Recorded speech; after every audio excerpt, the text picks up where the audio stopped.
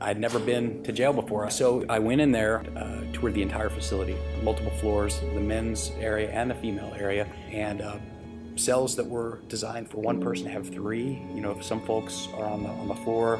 So it was an eye-opener for me, and it's good for someone like me who has these, you know, law and order, lock them up mentality to kind of see it on the ground level. I mean, we're spending millions, I think $47 million that we're spending on the incarceration of citizens. I look at the overcrowding as a systemic public health problem.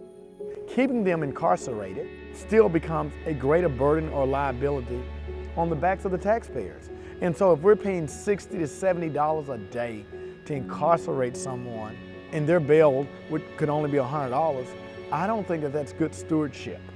So it doesn't matter whether you have a social work mentality that I probably have, or are you a staunch conservative who is a fiscal, responsible person who wants to make sure that we're getting maximum efficiency of government dollars. Why would you want poor people to sit in jail? There are people in there just, you know, they can't get out. They owe $100, they can't get out. If we can get them out, save money, and they're not going to be, a danger to the community, I'm going to be in support of that. They're not violent criminals. It's not assault. It's not murder. It's not rape. It's not a homicide. Many times, it's someone jaywalking, someone who's not paid their child support, driving with suspended license.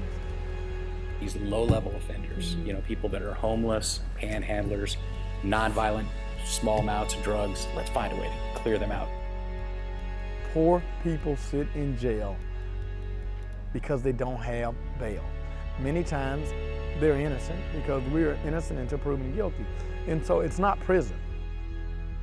I think technology is going to really help us with our overall system. The judges can have another item in their toolkit. Okay, well, you're nonviolent and you seem like you fit the criteria. Instead of putting you in our jail, I'll put you on an ankle monitor. And if we can help with things like that, I think we have a role to play. GPS monitoring is at least less than 10% of what it costs to keep someone in jail. I think the county commission is right in the center of this. We own the jail. We have to pay the bill, and we do the budget. It has to be a collaborative effort between law enforcement, the court system, elected official, community people. If I invest in a bridge or a road, I can see that I'm improving transportation. And if I invest in education, I see that children are learning and we're producing greater minds and scientists and engineers. When I take a large portion of my public dollars and invest it in incarceration, what is the return? And I think that people are realizing there's not a great return. I believe that Republicans, Democrats, Independents, all who care about America, care about jail reform. You know, my position's somewhat been tempered now that I've seen the jail firsthand. More importantly, now that I've seen the budget. I mean, this is just so expensive. It's killing the taxpayers.